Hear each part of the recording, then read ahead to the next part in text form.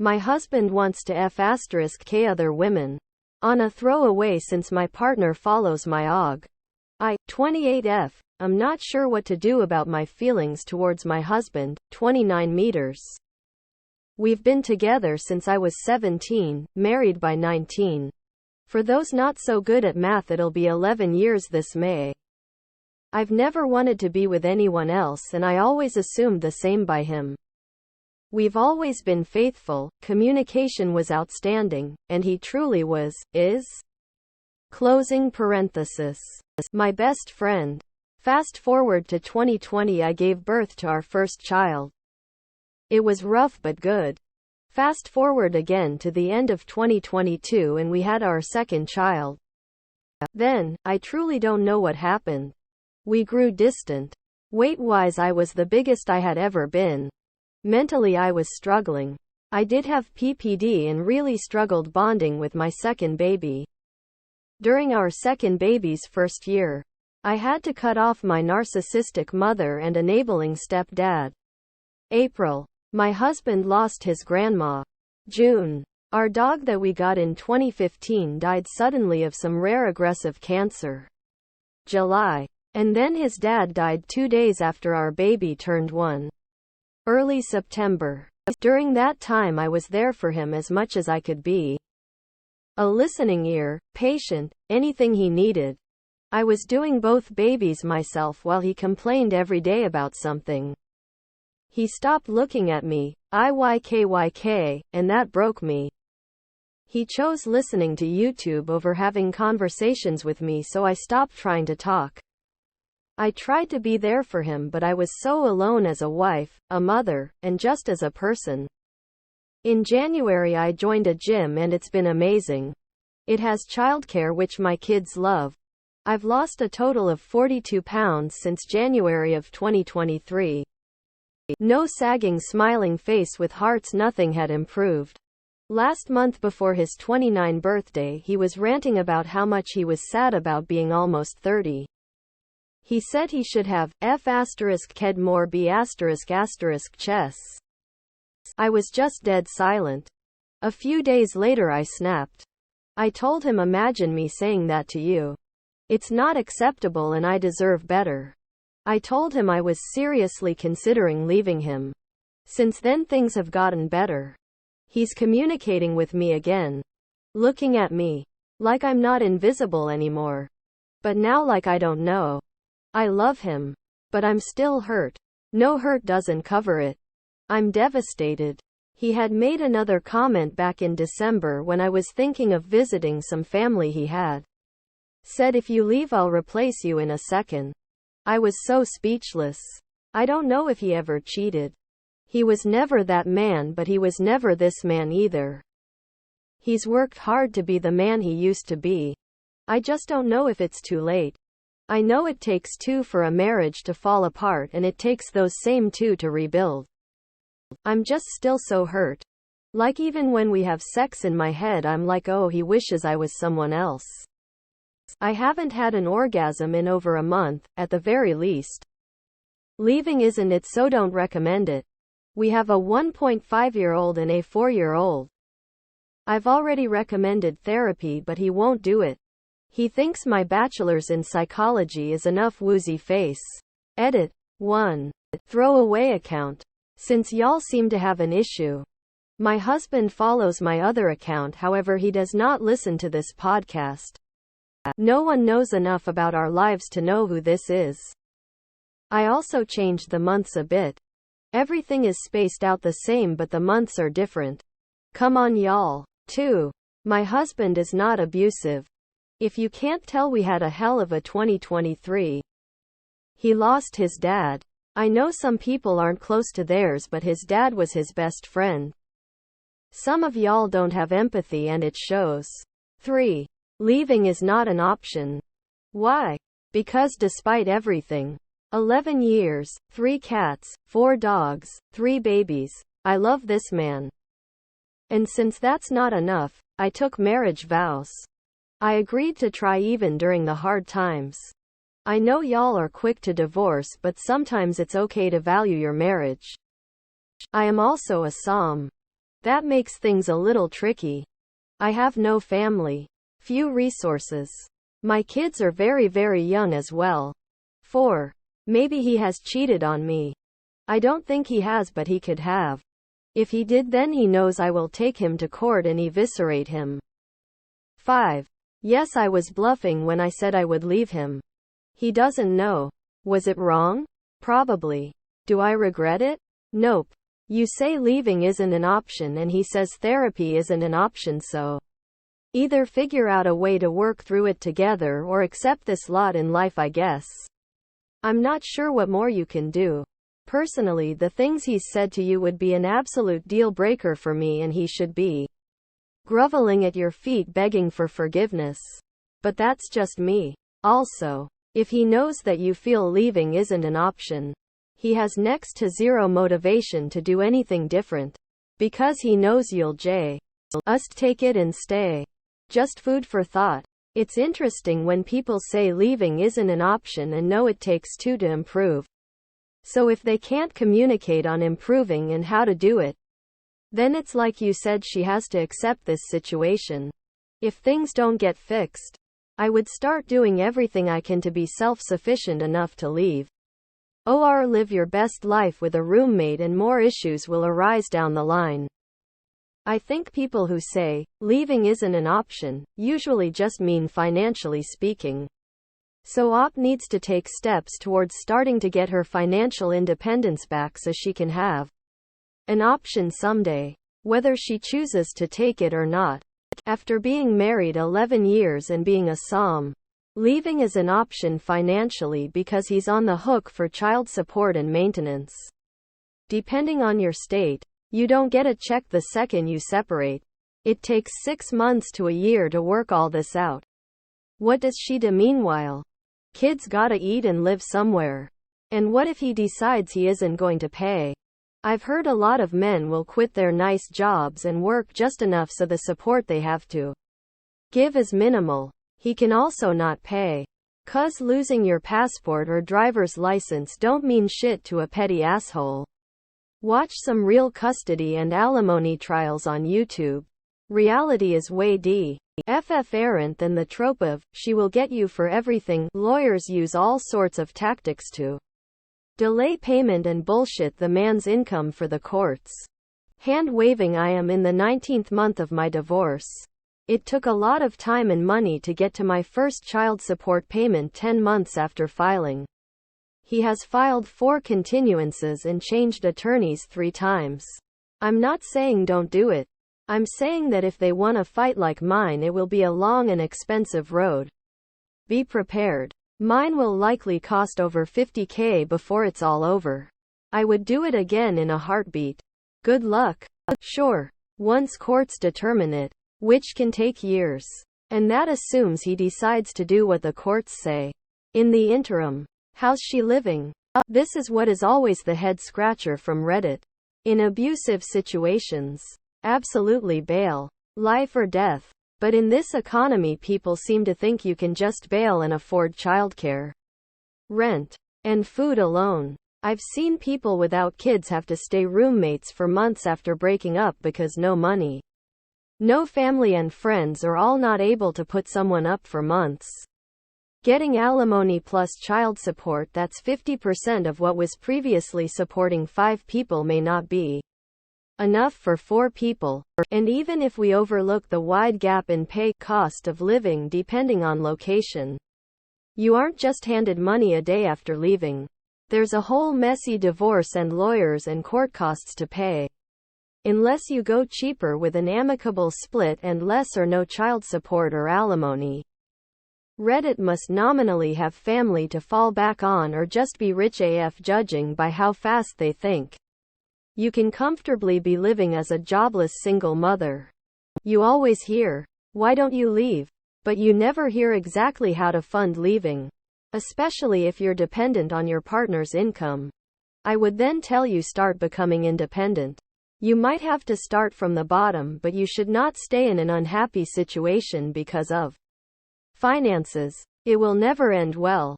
This is where dysfunctional family arises and kids with unhealthy coping mechanisms. I have childhood trauma that has made me fiercely independent to a fault. I have backup plans and more backup plans 'cause I would never want to solely depend on someone. True, but divorce can take ages.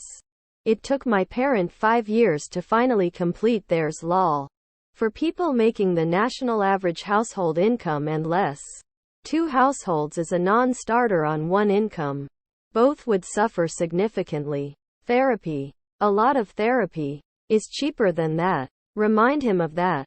I just want to add, correct OP's statement about it take 2 to ruin a marriage. Nope. 1 person can do that single-handedly. But repairing, fixing, rebuilding, etc., does require 2 people. Greater than you make a very good point. It is important for OP to prioritize building her financial independence so that she has options in the future. By taking steps towards financial stability, she can empower herself to make choices that are best for her well-being. You're right. Because even as she never has to take the nuclear option, feeling like it's there if the need arises, changes a person's whole perspective. No. Some people actually know what a vow is and take the commitment to marriage seriously while most of you don't. If I've learned anything from this sub and IATA is that y'all treat marriage like a high school relationship and forget that the vow is, for better and for worst, till death do us part. This is literally a high school relationship that should have stopped a while ago. Clearly stopped a while ago? When said the problems only started after their second child, which is a year and a half ago. And they're 28 and 29 now. That's over 10 years of being together. So exactly when does a high school relationship stop being one? Oh, wise one. Hilarious that y'all can't read but think you have something to say. LMFAOOO. Because this is just from the POV 1 person. You don't think there was any build-up and OP significant other just one day out of the blue was like, I wanna fuck. Lol. People like you told battered, bruised wives to go back to their husbands and forgive them and try to be better wives. Did you read at all? She said he wasn't abusive. Good job bringing up nothing relevant. Till death do us part. Sometimes the death comes from that oh so loving husband. The husband that hasn't been abusive at all in this relationship? Literally, she said that. The husband that she said has been wonderful the past 8.5 years and only has become distant after their second child due to a string of terrible circumstances? The husband who she said has gotten better recently? Speak when you have something relevant to say. I did not call anyone abusive. It was a general reply to you talking about not taking commitment seriously. Sometimes commitment will get women killed. Till death do us part should really mean when the road gets tough, as it will in any marriage. Both parties need to make an effort to improve the relationship. He's made comments about replacing her in a second if she left. So, perhaps not abusive, but definitely manipulative. He also tells her he should had slept with more women. A loving husband doesn't tell his wife that. She asked for therapy to work through things together and he refuses. The vows are clearly irrelevant to him. So because you said yes to them when they were attentive and caring, you should be stuck with them the rest of your life even if they become dismissive or abusive. I just don't agree with that. People change. If the person you married is no longer there, then the marriage is over. A marriage is a two-way street. But I absolutely agree, as long as both people want it, they should be able to figure something out. This is good advice. Just as you joined a gym and work to get back to yourself. Apply the same to your independence should you decide to stay. Perhaps you can babysit for one child to take in some cash. A neighbor who needs daycare may be the answer. Your gym has daycare. Perhaps you could work the front desk so many days during the week and have your kids stay in the gym daycare. Thinking along these lines can help you feel more in charge of your own life. Meanwhile, your husband might not have any understanding that his feelings are brought on by all the stresses he's experienced. Part of him longs for Relief from what surely seems a downward trend he can't alter. Notice that he has let you know he wants to have sex with other women, and he wants you to know he could leave you and replace you. He's sending you a message that somehow he wants you to fix all this. He doesn't know how to make life better and doesn't want to be responsible for it. It's easy to say all this shit on the internet. She's pointed out she has nobody to turn to and very little resources. I understand her position, and that's why I recommended doing what she can to become self-sufficient. So leaving can be an option. It's rough doing it 100% alone, but it's 100% doable. Well, why come on here and ask Reddit for advice? He refuses to do therapy, and she says she doesn't want to leave, so she needs to create the option to leave.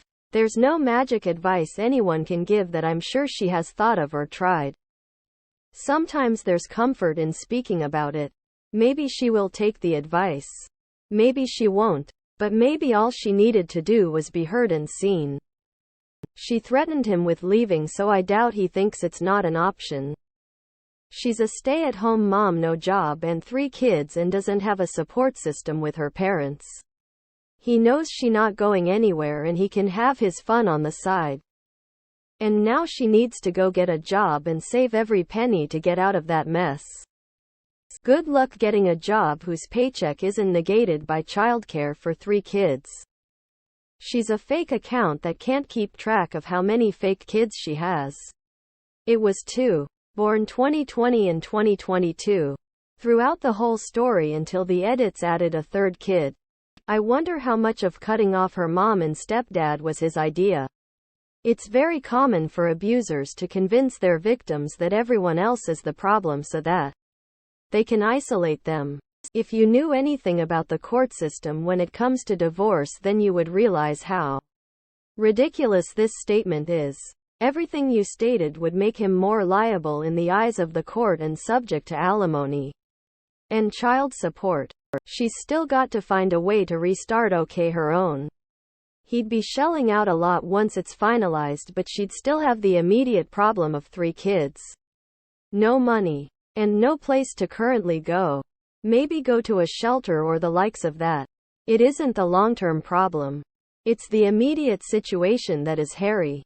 Most states abolished alimony. Child support is calculated based on your income x the basic needs of the child, assuming the mother is also working. Just BC he has 3 kids doesn't mean he's ordered to pay $3,000 BC. They will factor his job into account. And if he doesn't start paying right away, how will she pay for rent and food and a lawyer, court costs to get him to pay? BC he cheated, she may get the house or something, but this isn't 1970 where it would be shocking. Affairs are very common and JUDGs see them in every divorce. This is absolutely not true. Every single state has some sort of alimony if you qualify. It is true that some states are not enforcing it as much anymore and are making it more difficult to qualify. But who do you think is the most likely type of person to qualify? Sam or Saad. And in the states that do have alimony on the books, it's up to the judge and judges have discretion. They are less likely to award alimony nowadays. They aren't punishing men for divorce as often as they used to. Out of those who qualify, dads have roughly the same rate of approval as moms. That is true recently. In this case though, she would absolutely be the one to qualify. Why do all Americans assume this is only an American site? Because it's mostly an American site. Not necessarily. In the US, not all states provide alimony. And that's not a threat, lol. That's not always how it works. I literally see this situation all of the time. She doesn't have to leave the house to leave him and begin divorce proceedings. No court in the land would force her to. In fact, if they couldn't cohabitate, he would almost assuredly be the one forced to leave the house.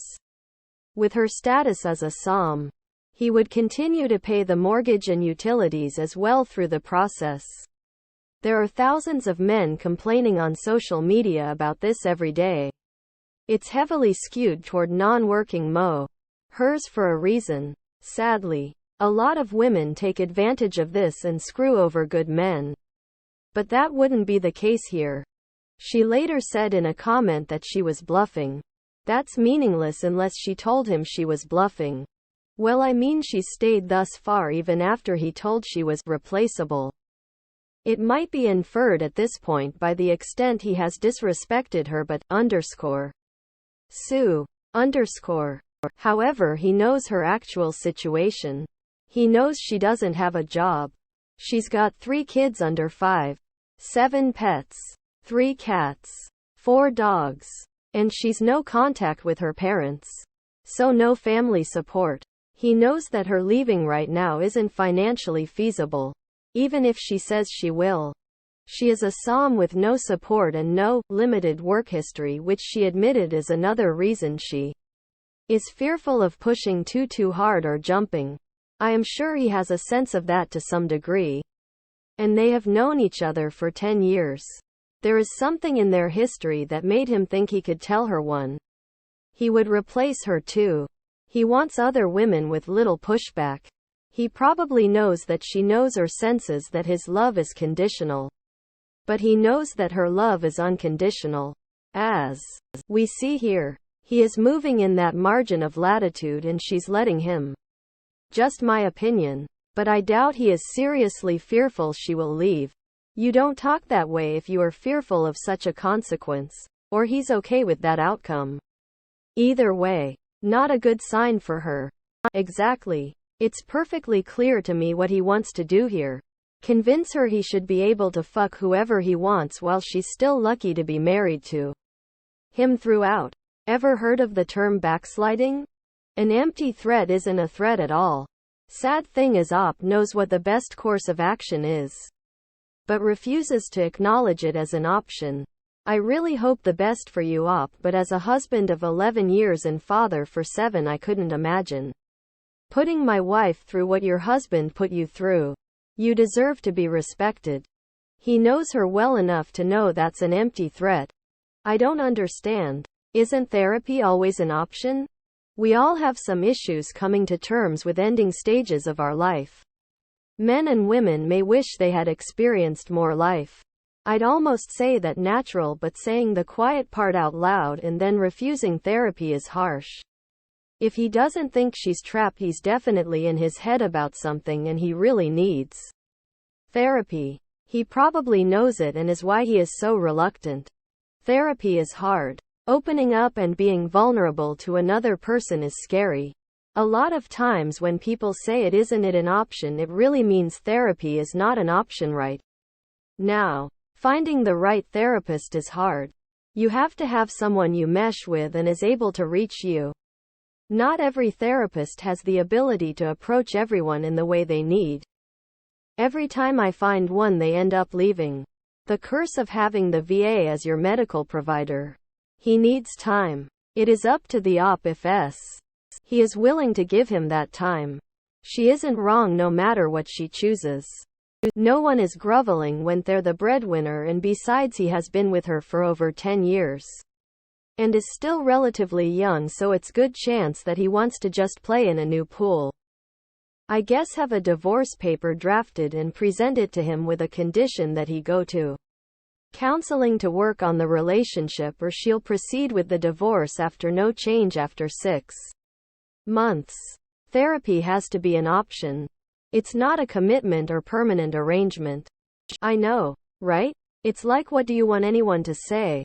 I don't even know what she's asking for. Her husband is going through something, and instead of communicating that, he's shut her out and is now lashing out, saying things he knows will devastate her. And he's unwilling to try therapy because he clearly sees her as the issue. Hence the emotional aggression. And not himself. That's a messed up way to be. For sure. But you can't work with someone who is unwilling. Looks like. To me anyways. She'll have to just put up with it and get her feelings hurt until he's ready to actually address what it is that's wrong. And that will be just the start of working through it. Therapy should be a condition of you staying with him. Even with a degree. You cannot be objective. Your husband has his own issues he needs to work through. You are his wife, not his therapist. Therapy for both of them. PPD. Narcissistic parents and also his dad dying. That's a lot to go through and it fucks with people. But not couples therapy. When you go to couples therapy with an abuser, the abuser weapon is the therapy. Each of these people need to work out their separate destiny. And if it's together, fine, but it may not be. Unless your couple's therapist is experienced with this type of couple. Exclamation mark. For what it's worth, this is a totally normal dynamic between couples for an LMFT. We are systems thinkers. I personally don't feel LPCs or bachelor's level social workers should be involved in couples therapy. The educational differences and focus do overlap, and are uniquely focused on different dynamics of being human. There is a specialty for master's level LPC and MSWs for marriage and family counseling. It is a certification and there is supervision involved. Now if someone is going to a pastor, I can't vouch for how that is certified, but I know that people trained in counseling have to 1 have the school and 2 have supervision in it before they are licensed and set loose in the world. I'm a pastor with master's level training in counseling, but I don't have a license. I am allowed to do premarital counseling and other basic stuff. Our big rule is we cannot talk about actual sex at all. Sex is considered medicine and can't be discussed by someone without a license.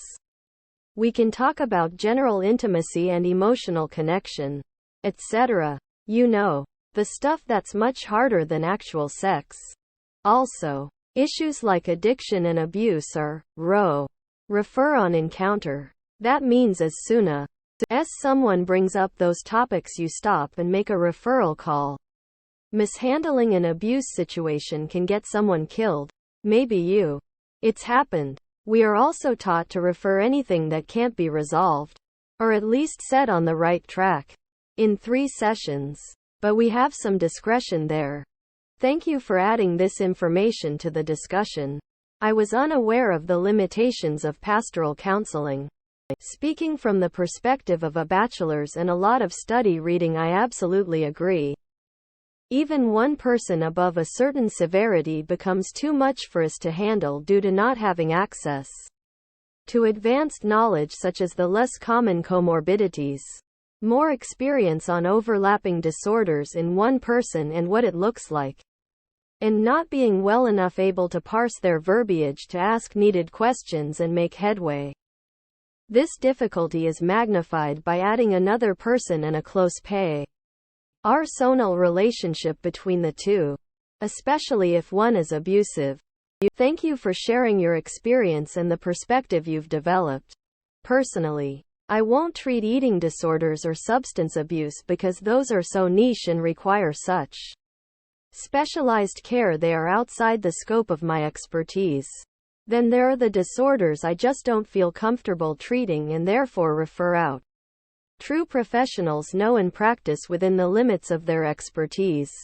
That's why the experience that comes from the higher education and the field are so essential for a care provider.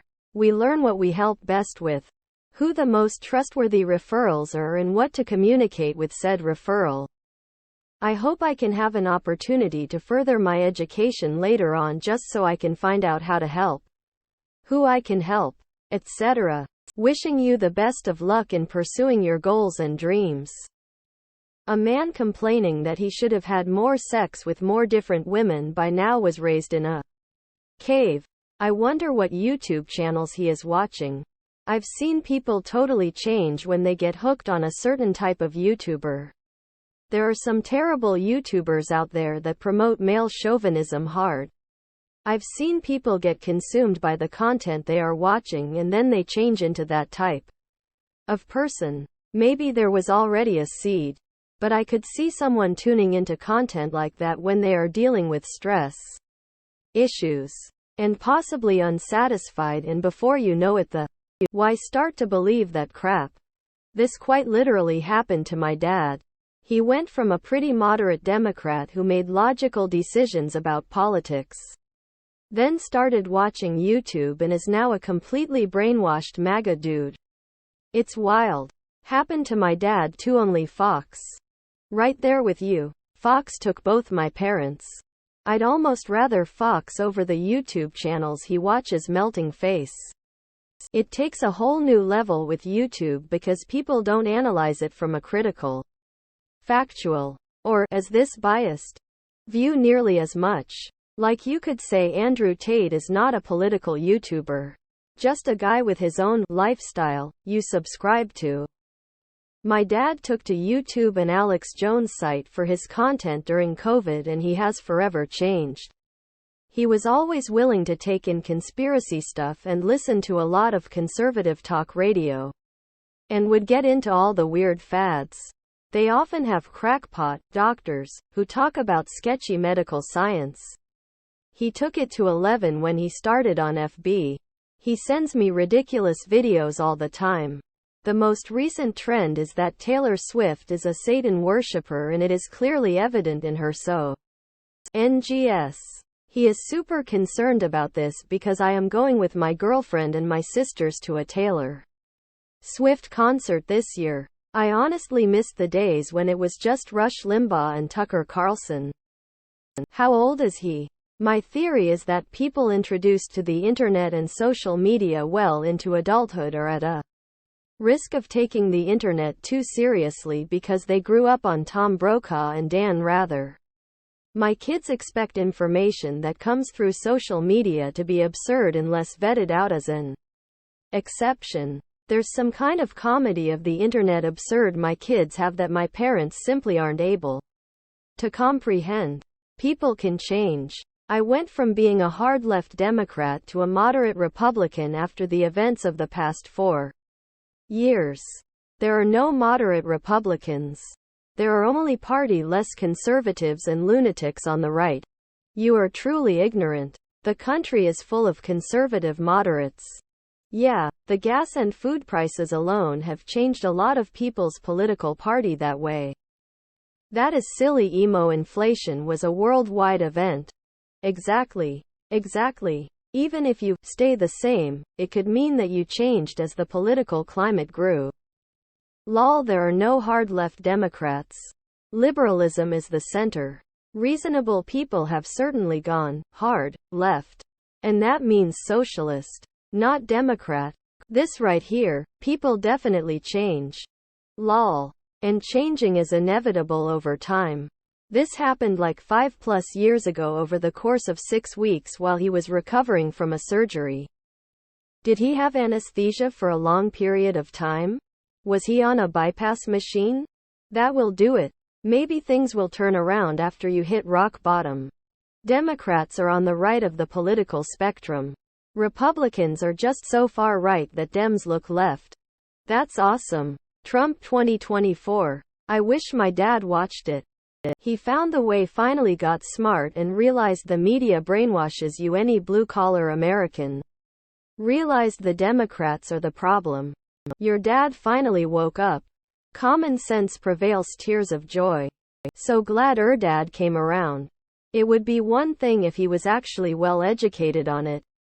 He's just repeating the racist, misogynistic, toxic stuff he hears, and has no real logic to back it up. In your dad's defense, there aren't any moderates anymore.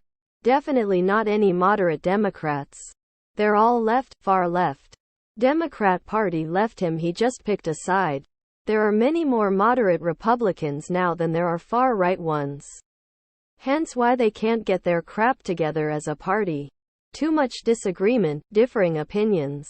Democrats all vote in lockstep with each other. All of them. I think you accidentally grabbed your Uno Reversi card. The Democrats can't seem to get their shit together as a party and agree to vote more in unison.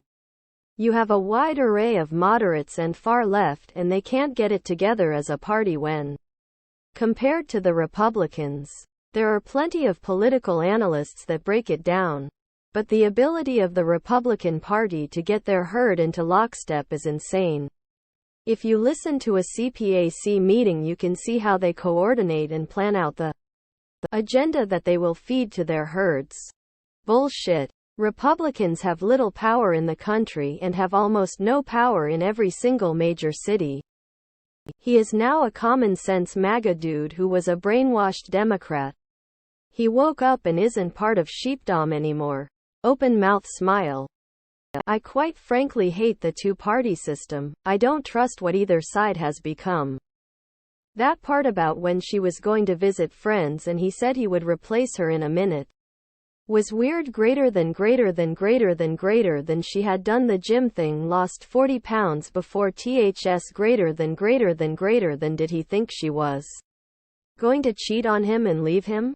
Such a weird statement. Okay, don't come for me, but I understand this feeling from OP's husband's perspective. I do not appreciate or understand or condone the way he vocalized it.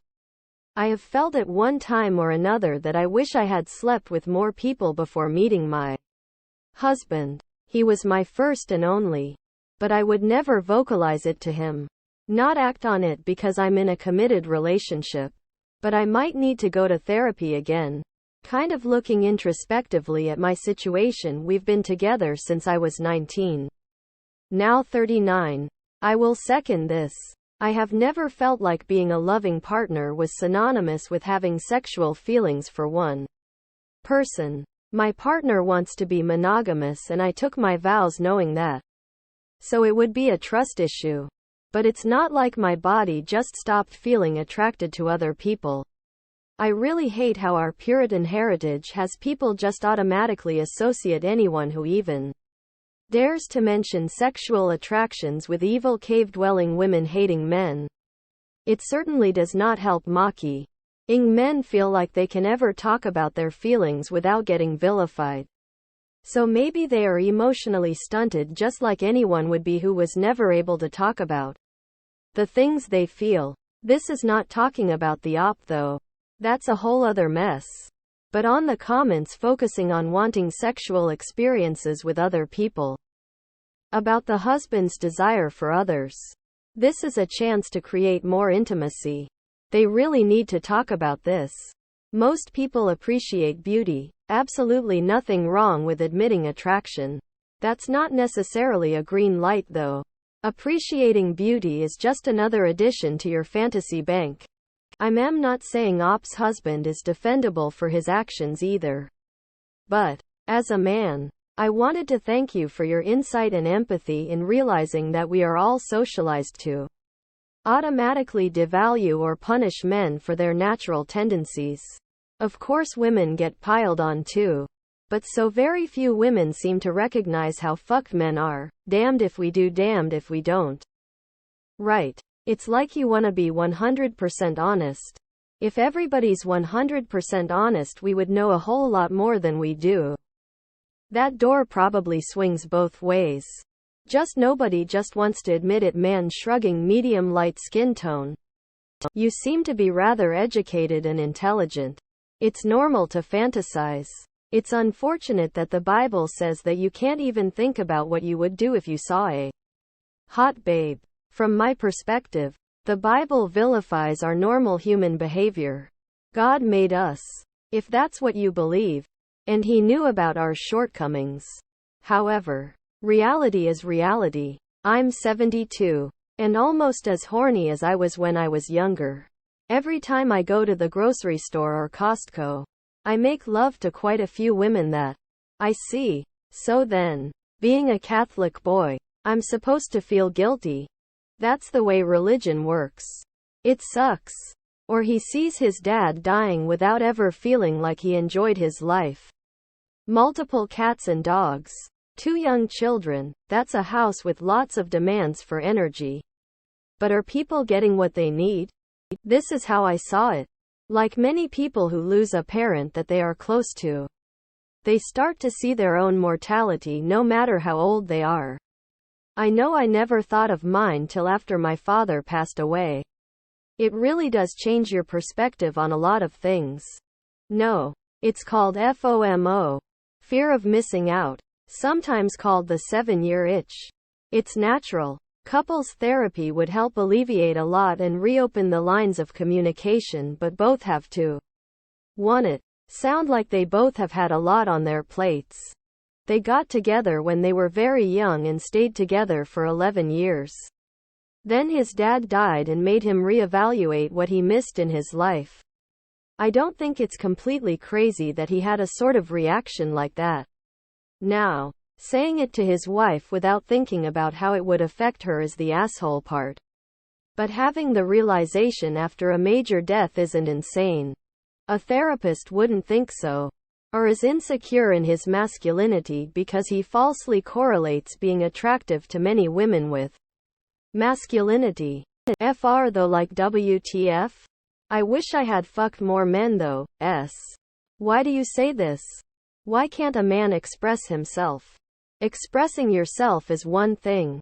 Complaining to your wife about not fucking other BTCHES is a whole different thing. It's an expression of sexual frustration. No, an expression of sexual frustration in marriage. For a *30*year-old man is, wife, I want to have more sex with you, or, I wish we could be a little more adventurous in bed, or anything along those lines.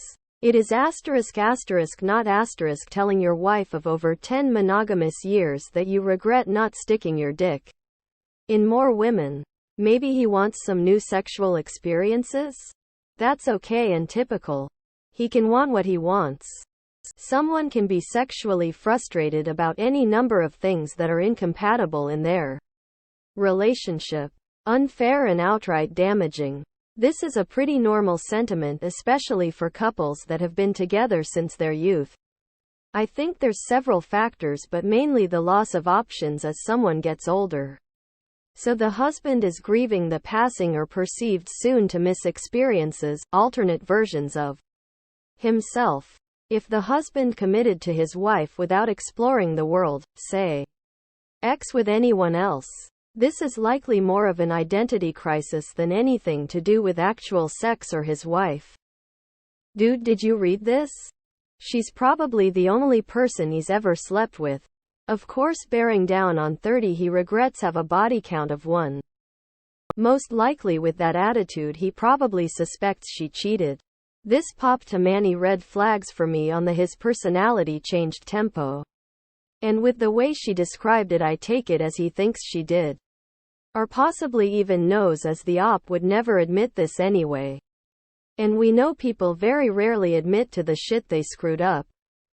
So your theory is that because she lost some weight, she's having an affair she didn't put in the post but that her husband has caught on to? LMAO, women really can never do what men want. If she hadn't lost the weight, that would still be a problem to him, but since she has, surely she must be cheating, because why would she lose the weight for her own damn health? Most therapists are. It's not like they've been working with couples coming in just to say, hey, we're pretty healthy and doing great. Quote, I didn't say no couples therapy. I said no couples therapy when one party is an abuser. The abuser will weaponize the therapy. It is not something the therapist can fight. When a wise therapist recognizes that this is happening, it is that therapist's job to stop the process and get both parties individually off to other therapists.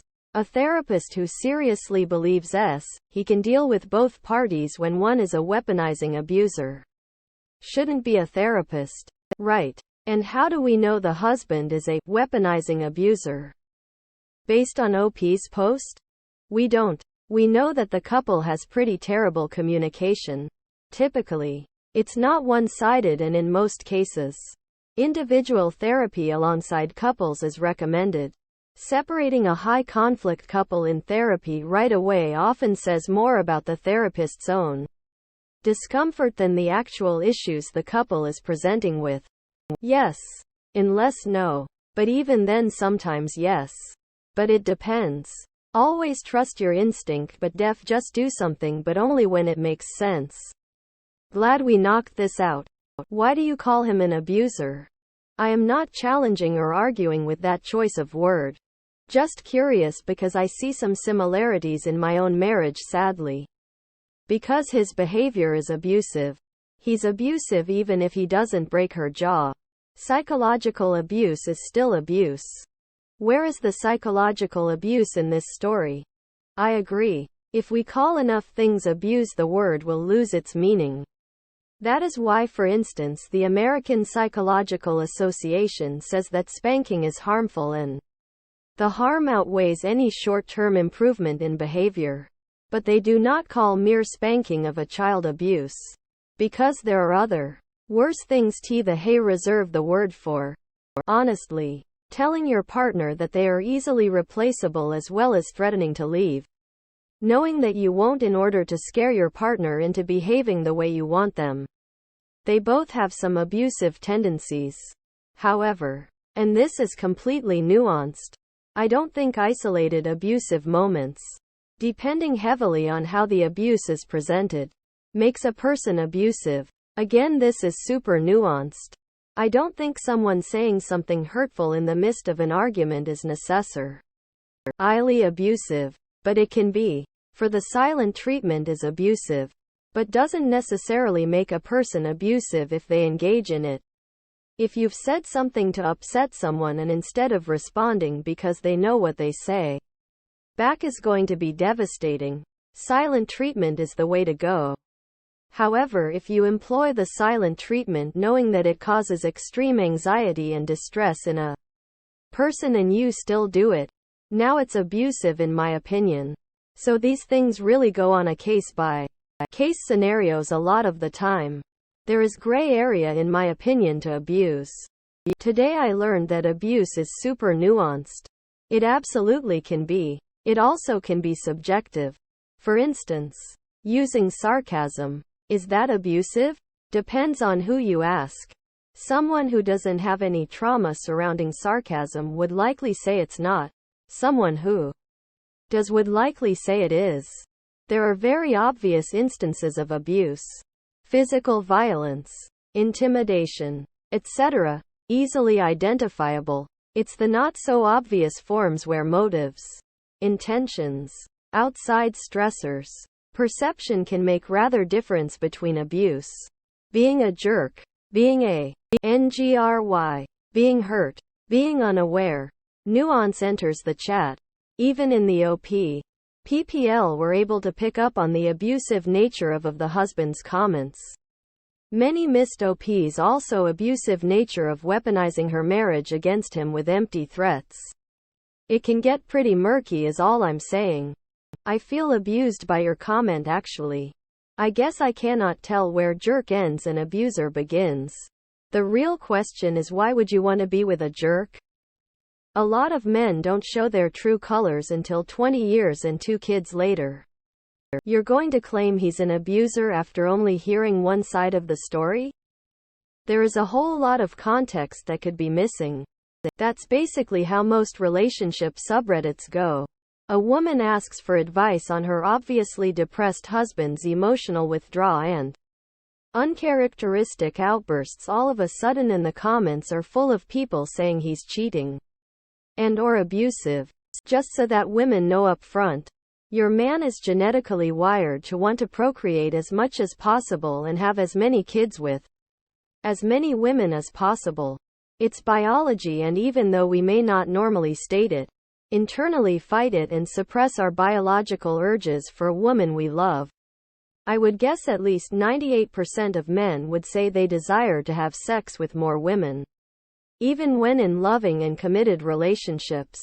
Most women don't have the understanding of what being sexless is or sex-starved is. And they definitely don't understand male sex drive.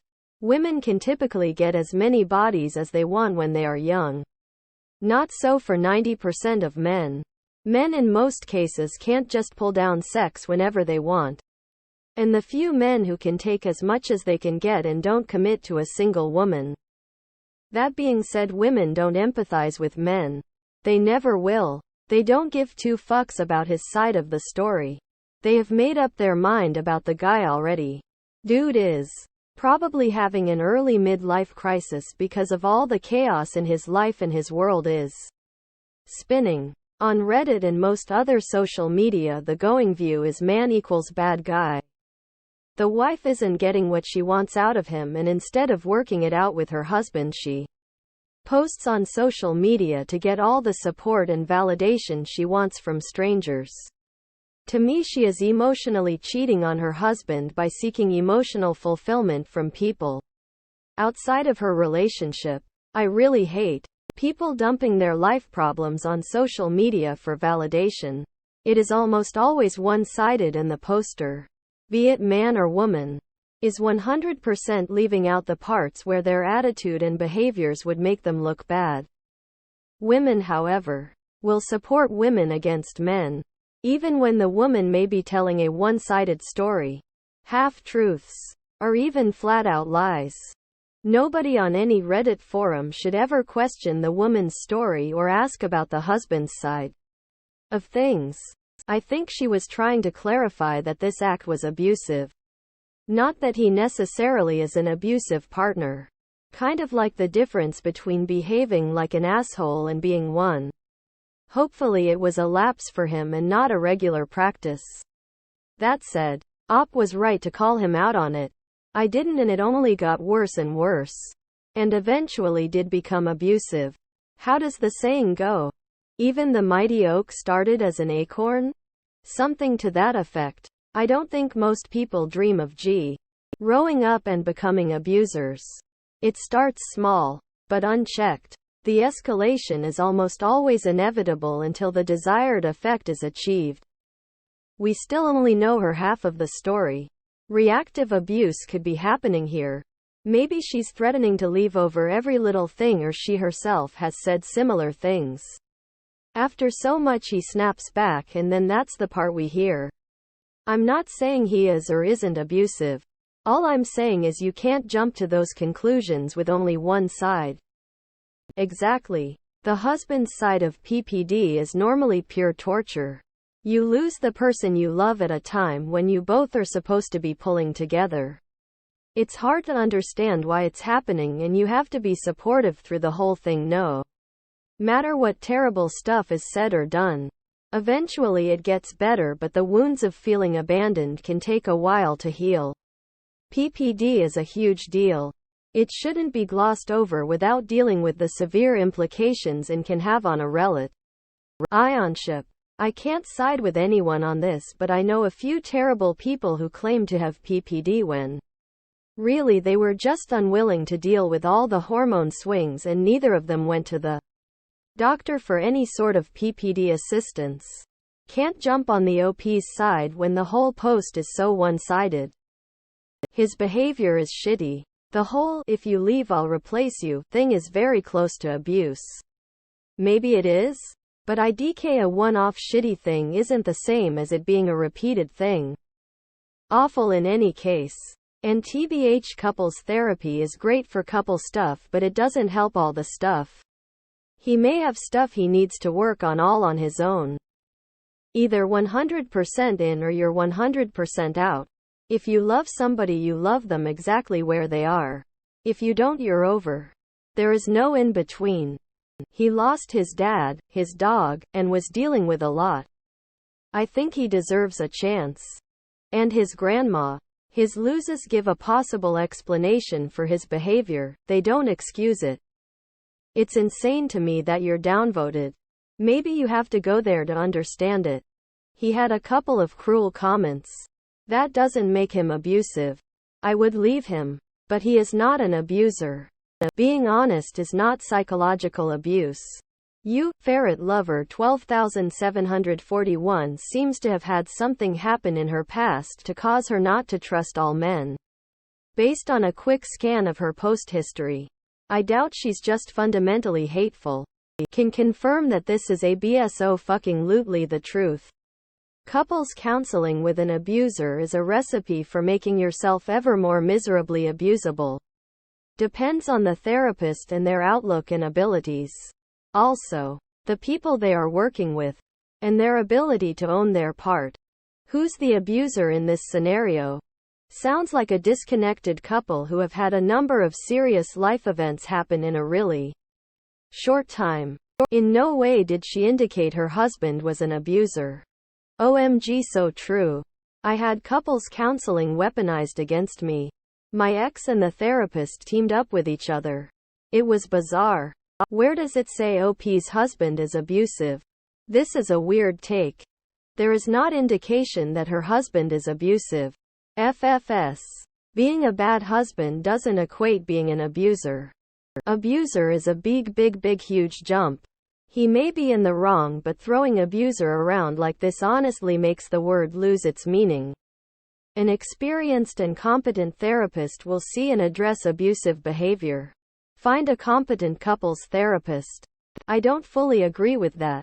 Your standard for abuser is hella low. Dude seems to be at the lowest point he's ever experienced and is lashing out. I hope you have a little more empathy for your own partners. Abuser? She said he's not. If you are hasty in calling something abuse with such a low bar for abuse, those who want to help others in legitimate cases of abuse are going to be fighting a perception of deficient credibility. Abuser? You don't think the husband is abusive? When he turned 30 he could have been joking about sleeping around more. Obvious he not happy with sex life. When it comes to him saying if you leave I'll replace you, he is immature and doesn't know how to communicate to get his way. We don't know both sides of the story. I'm not saying it's right, but it's not abuse. In 11 years that's the worst he has ever done. It's crazy how PPL will take one side of a story and leap. You do you. And if you are treated this way and do not find it abusive, well, good for you. Very happy for you that your marriage works so well. Yeah, but you can't go around calling PPL abusers 'cause are emotional. If you look at her post history you'll see she just has a general distaste for men. I'd say it's not worth arguing with them over.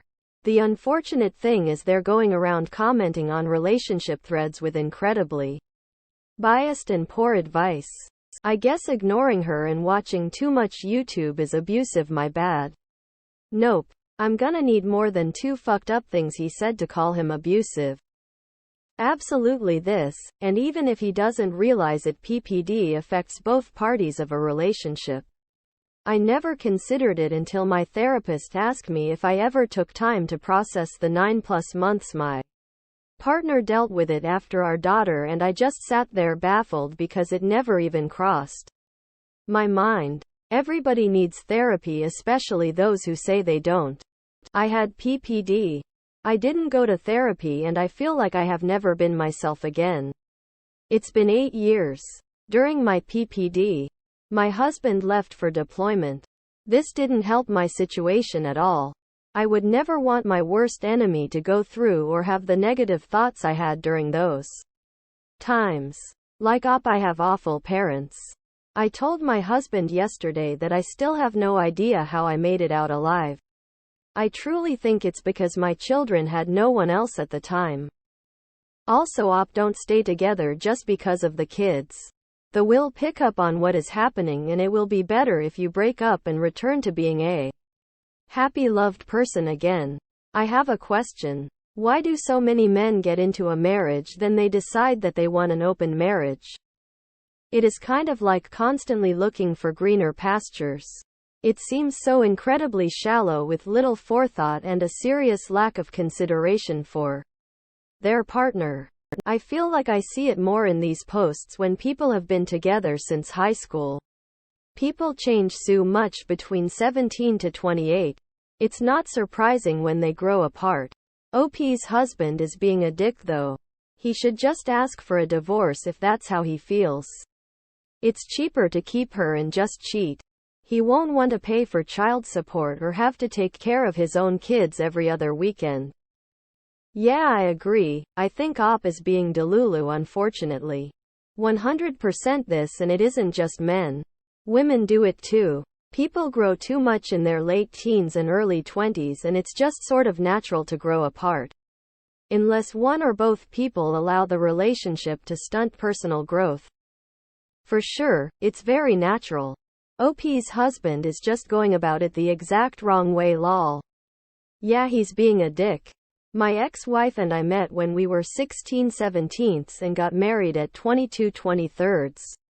4 years later she was a different person who just seemed to want to party. We didn't really party much in undergrad. She ended up leaving me for another guy after cheating on me with 5 others. That's why I tell young people not to focus too much on finding a life partner until after 24 to 25. It just seems like a risk to me. Oh man. I'm sorry. That sucks so bad. I agree. Thinking of myself at 19 versus when I was in my late 20s is such a massive difference. I also think the FOMO aspect is kind of inevitable when you essentially settle down as a very young adult. It worked out for us both in the long run. She went on to marry the guy and have kids and have a family. But as I aged and experienced other people's kids, I decided kids weren't for me and got a vasectomy. I ended up in Costa Rica living with a local woman. At the time though, I thought my life had ended and I would never recover. My ex did play an essential role in who I became, and for that I am thankful. Her family was very education oriented, whereas mine were small town and just wanted me to get a job. They pushed me to go to college and get a good degree, and without that I wouldn't be living the life I am now. The 20s in today's world really need to be about self-discovery and/or professional development, and relationships of that nature tend to get in the way, especially if kids are involved. This was worded brilliantly. I agree completely from experience of being married in my early 20s. It just seems like a risk to me. Yep. In a situation like that, it doesn't matter how much you travel, how much fun you have together, or how good the sex is. If the person, man or woman, wasn't ready to settle down, then they're gonna act out. Sorry man. I wonder if they're from a puritanical subculture and this is how these normal issues finally come out. I wouldn't be surprised. This seems to happen a lot with the saved themselves for marriage types. And then they don't want a divorce because of the societal, family pressure.